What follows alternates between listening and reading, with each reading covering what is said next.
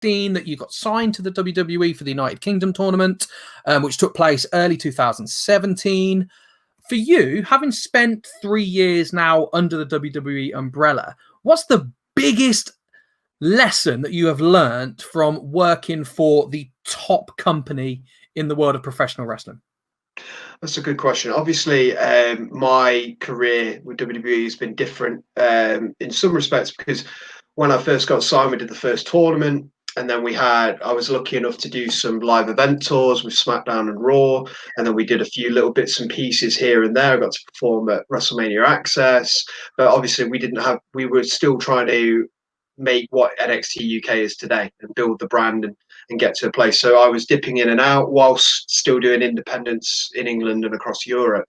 But obviously, since the UK PC was implemented and the brand has been lifted, learning a whole new aspect of my whole career was obviously wrestling on the independents, and I had some experience wrestling on pay-per-view and streaming services and stuff like that, but wrestling on television is a whole different ball game, and it's still something I'm working on and still trying to get the best of.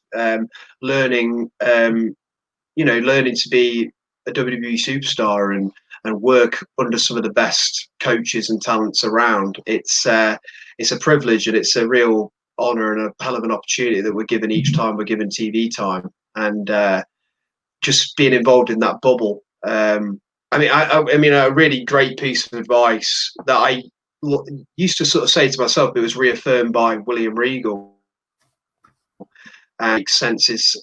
He mentioned that whenever he wrestled, whether it be on television, whether it be on a live event or a pay-per-view, the moment he walked through the curtain, even though as wrestling fans we all respect and love William Regal, he would go through that curtain and expect no one in that audience to know who he was.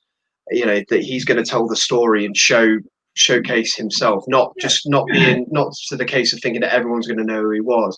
And I think that's a really good lesson when you're going on television, is never, don't get comfortable. Don't think that everyone's going to have seen what happened last week or 2 weeks or know your story from wherever. You've got to keep selling this story. And somebody mentioned my work in WCPW before. Well, the likelihood is there'll be people watching the product who have no idea who I am and what I've done. So it's my job to educate and show me to that audience as best I can, and that's something I'm always trying to strive to do.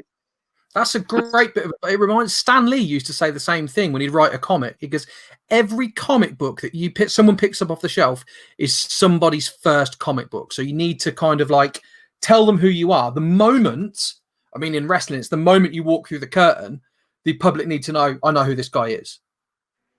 You've got to leave some kind of impression, haven't you? Yeah. It's the same with any, look at all the information and all the streaming services, from the WWE Network to Netflix to Amazon Prime to Now TV to everything we have. How many times do people find themselves, you put a film on, it doesn't quite grab you, and then you move on to the next option? I'm very much under the impression that could be the same when you're watching NXT UK or whatever program you're watching. You've got to be able to grab people's attention, or at least give them some kind of intrigue into who you are, what you represent, what you bring to the table, and that's a major factor, I think, in any line of entertainment.